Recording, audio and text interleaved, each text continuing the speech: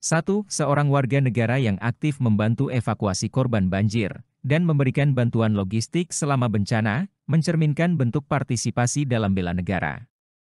Hal tersebut terutama ditunjukkan melalui A. Mengambil peran dalam menjaga keamanan dan keterlibatan di wilayah terdampak bencana, untuk memastikan keselamatan warga. B. Berkontribusi dalam kegiatan sosial dan kemanusiaan, yang mendukung solidaritas nasional. C. Berpartisipasi dalam kegiatan ekonomi pasca bencana, untuk mempercepat pemulihan dan stabilitas di wilayah terdampak. D. Terlibat dalam penyusunan rencana kebijakan darurat, untuk memitigasi dampak bencana di masa depan. E. Mempromosikan nilai-nilai gotong royong dan kebersamaan melalui pelestarian budaya.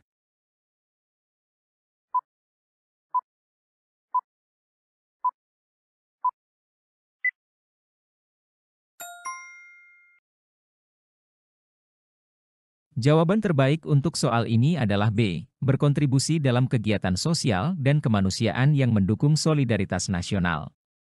Tindakan membantu evakuasi korban banjir dan memberikan bantuan logistik selama bencana adalah bentuk kontribusi dalam kegiatan sosial dan kemanusiaan. Tindakan tersebut menunjukkan partisipasi aktif dalam meringankan beban sesama warga dan mencerminkan solidaritas nasional yang merupakan esensi dari semangat bela negara. Ini sesuai dengan peran warga negara dalam membantu masyarakat pada saat-saat krisis. Opsi A. Meskipun menjaga keamanan dan keselamatan merupakan hal penting dalam situasi bencana, fokus utama dalam konteks soal ini adalah membantu evakuasi dan logistik, yang lebih berhubungan dengan kegiatan sosial dan kemanusiaan daripada aspek keamanan. Opsi C. Berfokus pada partisipasi setelah bencana, sementara soal ini menekankan tindakan langsung selama bencana, seperti membantu evakuasi dan logistik. Opsi D. Penyusunan kebijakan adalah kegiatan jangka panjang yang lebih strategis, bukan tindakan langsung dan praktis seperti yang ditanyakan dalam soal, yaitu membantu evakuasi dan logistik selama bencana berlangsung.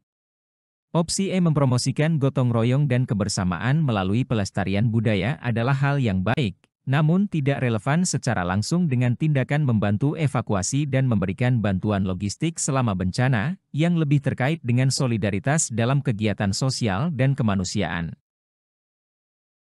2. Seorang warga negara yang senantiasa menghormati hukum, menghargai perbedaan, dan turut serta dalam menjaga kelestarian lingkungan, mencerminkan bentuk tanggung jawab sebagai warga negara yang didasarkan pada A. Kepatuhan terhadap aturan yang mengutamakan kesejahteraan pribadi. B. Kesadaran akan pentingnya melestarikan tradisi untuk kepentingan generasi mendatang. C. Partisipasi aktif dalam menjaga ketertiban sosial dan lingkungan untuk kepentingan bersama. D. Dukungan terhadap kebijakan pemerintah yang mendahulukan pembangunan ekonomi. E. Kesamaan kepentingan antar individu dalam mencapai tujuan pribadi masing-masing.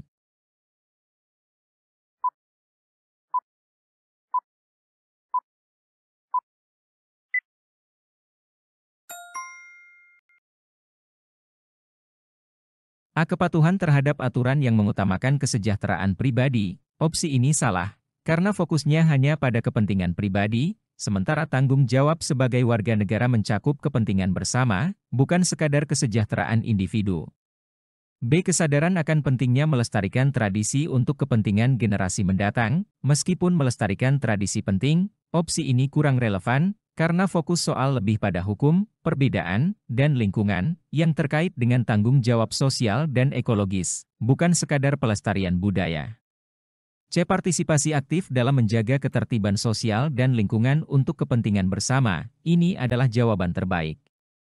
Partisipasi dalam menjaga hukum, menghargai perbedaan, dan melestarikan lingkungan adalah tanggung jawab warga negara yang mencakup kepentingan bersama, selaras dengan esensi dari kebersamaan sosial dan keberlanjutan lingkungan. D. Dukungan terhadap kebijakan pemerintah yang mendahulukan pembangunan ekonomi. Opsi ini salah, karena tidak berkaitan dengan konteks menghormati hukum, perbedaan, atau lingkungan, tetapi lebih fokus pada pembangunan ekonomi. E. Kesamaan kepentingan antar individu dalam mencapai tujuan pribadi masing-masing. Opsi ini salah, karena menekankan pada tujuan individu, yang bertentangan dengan semangat menjaga hukum, menghargai perbedaan, dan menjaga lingkungan, yang merupakan tanggung jawab kolektif. 3. Pelaksanaan nilai-nilai Pancasila dalam kehidupan sehari-hari, bertujuan untuk menciptakan keharmonisan, menumbuhkan kesadaran sosial, serta membangun rasa keadilan di tengah masyarakat. Di bawah ini, manakah yang bukan merupakan upaya untuk mewujudkan pengamalan Pancasila? A. Penyusunan undang-undang yang mendorong terciptanya kerukunan nasional dan penghormatan terhadap hak asasi manusia. B. Pelaksanaan upacara bendera di sekolah sebagai bagian dari pendidikan kewarganegaraan yang menanamkan rasa cinta tanah air. C. Pemberdayaan masyarakat melalui pelatihan kemandirian ekonomi yang berfokus pada peningkatan daya saing di era globalisasi. D. Penguatan kerjasama antar warga dalam kegiatan gotong royong, untuk membangun solidaritas di lingkungan sekitar. E. Penyebaran materi-materi pembelajaran digital, yang memperkenalkan nilai-nilai Pancasila di kalangan anak muda melalui media sosial.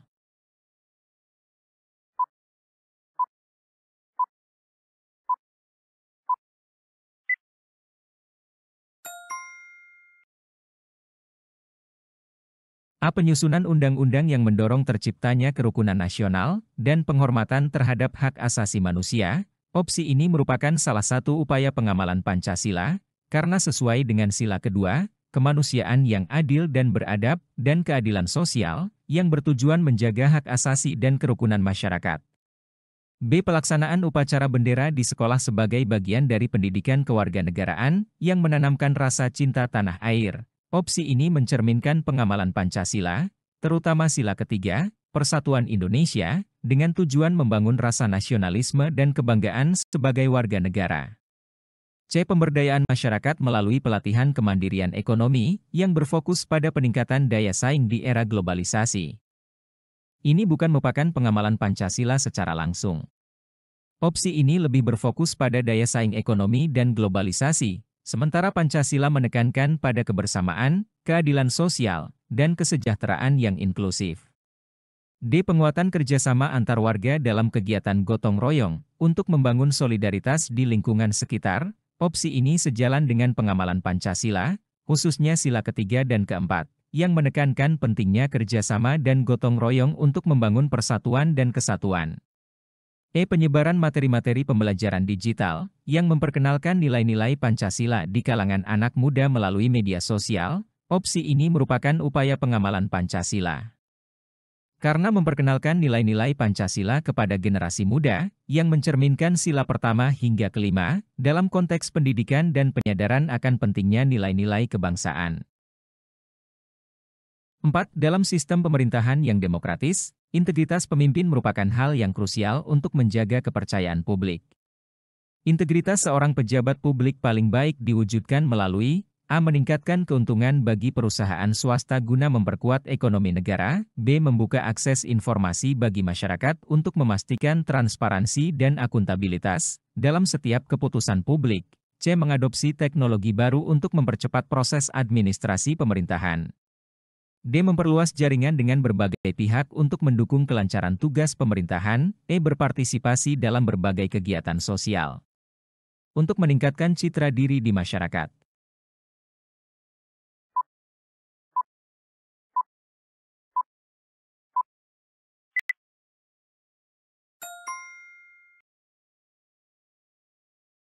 A. Meningkatkan keuntungan bagi perusahaan swasta guna memperkuat ekonomi negara. Opsi ini fokus pada upaya ekonomi, bukan pada integritas. Meskipun meningkatkan keuntungan perusahaan swasta dapat memperkuat ekonomi, ini tidak langsung berkaitan dengan transparansi atau akuntabilitas pemimpin publik. B. Membuka akses informasi bagi masyarakat untuk memastikan transparansi dan akuntabilitas dalam setiap keputusan publik. Opsi ini mendukung integritas pemimpin dengan meningkatkan transparansi dan akuntabilitas.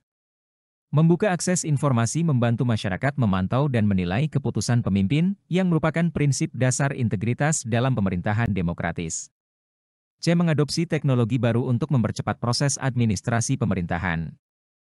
Opsi ini berkaitan dengan efisiensi dan modernisasi administrasi, bukan langsung dengan integritas. Teknologi baru dapat mempercepat proses, tetapi tidak menjamin bahwa keputusan publik dibuat dengan transparansi atau akuntabilitas.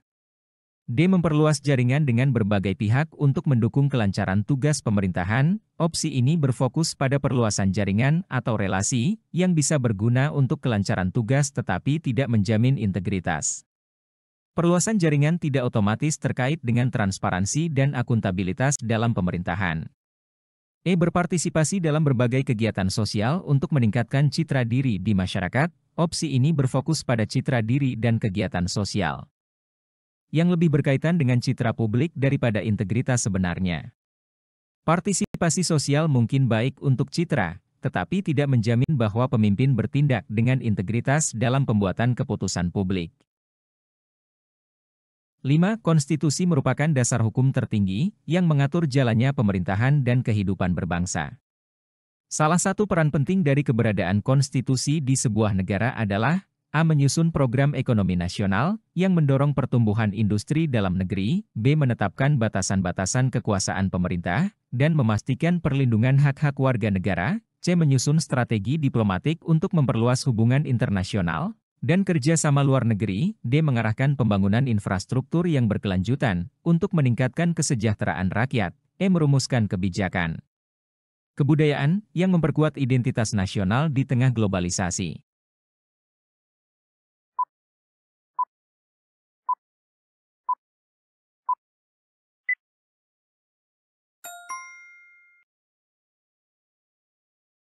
A. Menyusun program ekonomi nasional yang mendorong pertumbuhan industri dalam negeri. Opsi ini fokus pada aspek ekonomi dan industri yang merupakan bagian dari kebijakan pemerintah. Meskipun penting, hal ini lebih terkait dengan pelaksanaan konstitusi daripada peran utama konstitusi itu sendiri. B. Menetapkan batasan-batasan kekuasaan pemerintah dan memastikan perlindungan hak-hak warga negara. Opsi ini adalah peran penting konstitusi. Konstitusi menetapkan batasan kekuasaan pemerintah dan melindungi hak-hak warga negara, menjamin adanya checks and balance, serta perlindungan terhadap kebebasan individu dan hak asasi manusia. C. Menyusun strategi diplomatik untuk memperluas hubungan internasional dan kerja sama luar negeri. Opsi ini berkaitan dengan kebijakan luar negeri dan diplomasi, yang merupakan bagian dari pelaksanaan konstitusi, tetapi bukan peran utama konstitusi itu sendiri. D. Mengarahkan pembangunan infrastruktur yang berkelanjutan untuk meningkatkan kesejahteraan rakyat. Opsi ini berhubungan dengan kebijakan pembangunan dan infrastruktur. Meskipun konstitusi dapat memberikan kerangka hukum untuk pembangunan, peran utama konstitusi adalah menetapkan aturan dasar dan prinsip-prinsip pemerintahan. E. Merumuskan kebijakan kebudayaan yang memperkuat identitas nasional di tengah globalisasi. Opsi ini berfokus pada kebijakan kebudayaan dan identitas nasional. Meskipun konstitusi dapat mencantumkan prinsip-prinsip kebudayaan, peran utamanya adalah mengatur struktur pemerintahan dan perlindungan hak warga negara, bukan kebijakan spesifik seperti kebudayaan.